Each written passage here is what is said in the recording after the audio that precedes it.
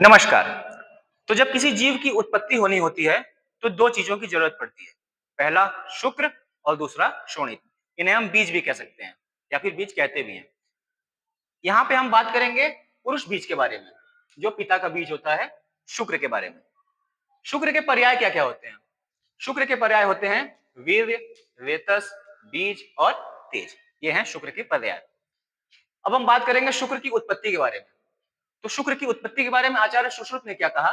सुश्रुत जी ने कहा कि मज्जा शुक्रम तु जायते। मज्जा से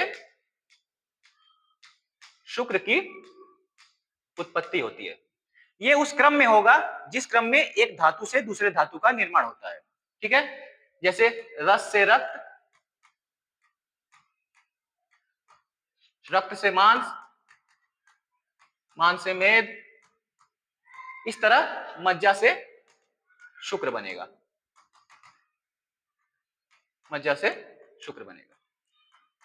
इस तरह शुक्र की उत्पत्ति होती है। इसे हम एक और तरीके से समझ सकते हैं कि मतलब एक तरीके से कह भी सकते हैं इसको कि ये मज्जा जो होता है, मज्जा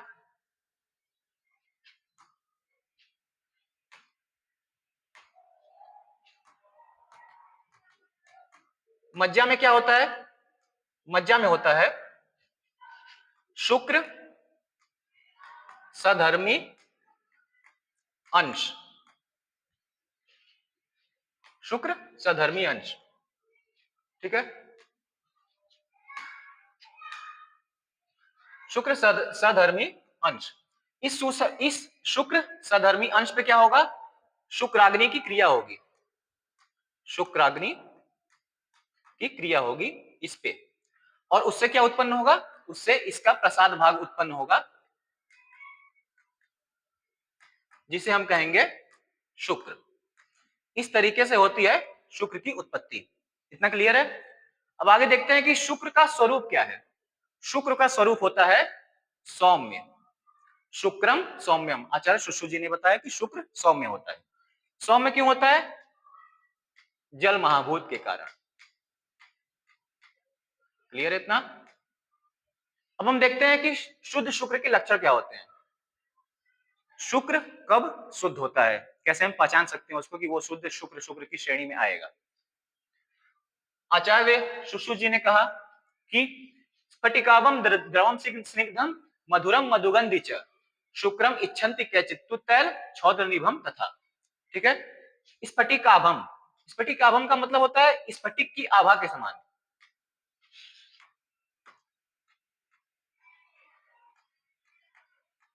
स्फटिक की आभा। स्फटिक की आभा के समान। स्निग्ध मतलब चिपचिपा। मधुर, मधुर। मधुगंधी। मधुगंधी का मतलब है मधु की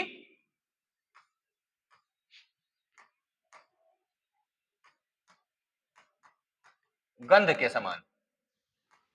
ठीक है? मधु की गंध के समान।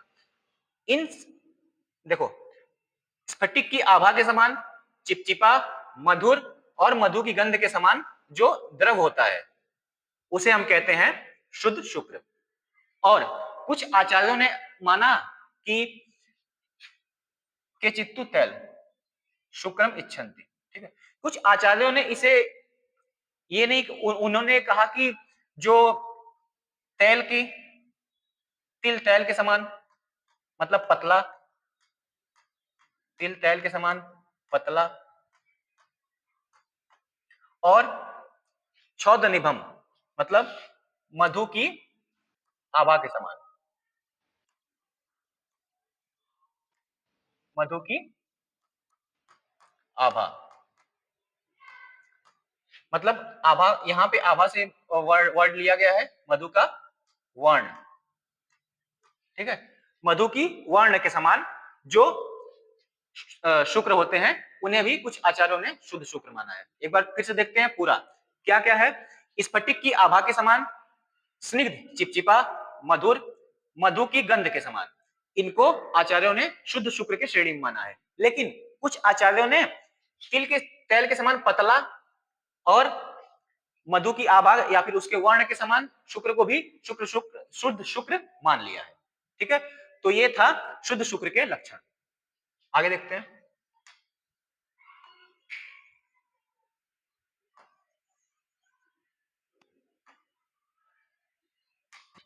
अब हम देखते हैं दूषित शुक्र के क्या क्या लक्षण है।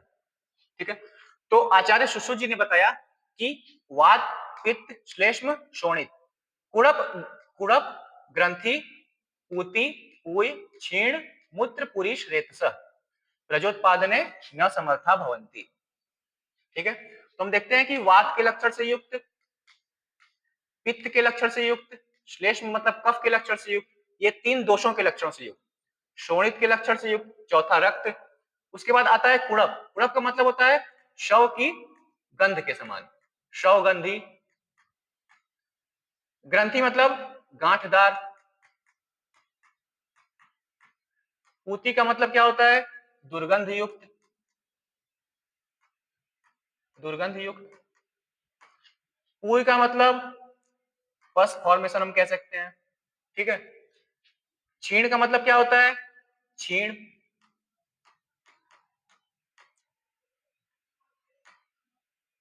मूत्र पुरीश, ठीक है, ये दो, मूत्र और पुरीश,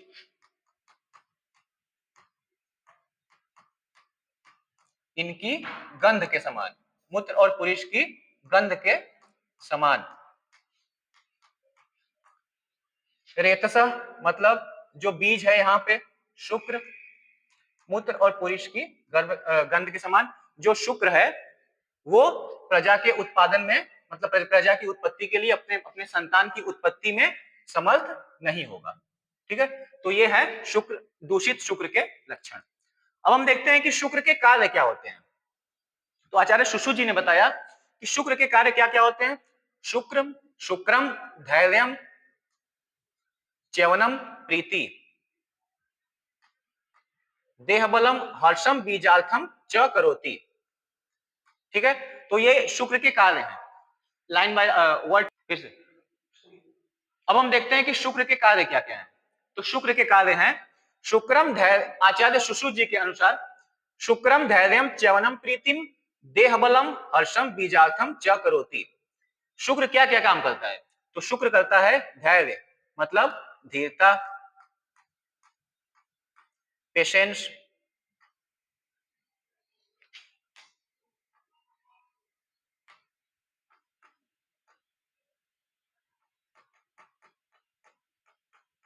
पेशेंस। च्यवनम मतलब च्युति। प्रीतिम का मतलब है प्रसन्नता। ठीक है, देह बलम मतलब शरीर के बल।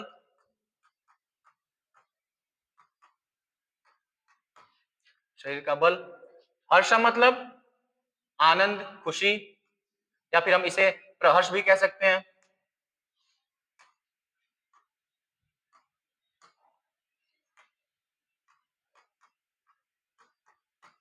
ठीक है, और बीजार्थम च करोति।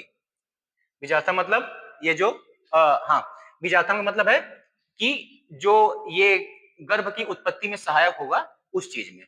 ठीक है, गर्भ की उत्पत्ति में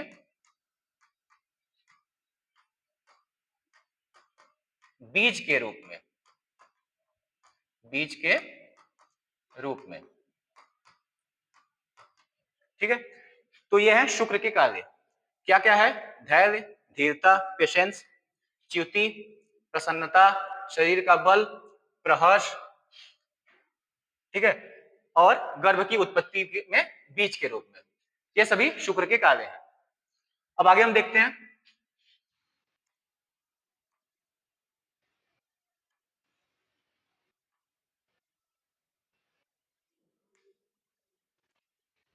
कि अगर हम शुक्र का मॉडर्न एस्पेक्ट देखें, इसको हम मॉडर्न के हिसाब से देखें, तो शुक्र क्या है? शुक्र को हम लपसम स्पर्म मानते हैं। ठीक है, लेकिन मॉडर्न के हिसाब से देखेंगे तो स्पर्म कहाँ होता है? टेस्टिस में होता है ना, टेस्टिस में होता है। लेकिन शुक्र को आचार्यों ने माना है कि ये पूरे शरीर में फैला हुआ होता है, क्योंकि अगर हम देखें कि जब वीर्य का स्खलन होता है, तो हमारा पूरा शरीर एक तरीके से पूरा संकुचित हो जाता है। इसका मतलब है कि वो जो शुक्र था पूरे शरीर में फैला हुआ था और जब एक बार निकला तो पूरा शरीर एक बार संकुचित हो गया, तब जाके वो बाहर निकला है। जबकि स्पर्म को हम मानते हैं कि ये टेस्टिस के अंदर होता है, इतना सा अंतर है। आयुर्वेद की जो चीजें होती हैं ना, वो मॉडर्न के साथ रिलेट तो हो जाती हैं, लेकिन काफी हद तक रिलेट होती हैं, पूरे अच्छे तरीके से रिलेट नहीं हो पाती हैं। ठीक है? तो इसे हमने स्पर्म माना मॉडर्न के हिसाब से। बाकी स्पर्म के बारे में हम जानते हैं कि स्पर्म होता है, वो हमसे फर्टिलाइज करेगा, तो ये क्या बनाएगा? जाइगोट बनाएगा। ठीक है? अब हम देख लेते हैं कि स्पर्म का स्ट्रक्चर क्या होता है।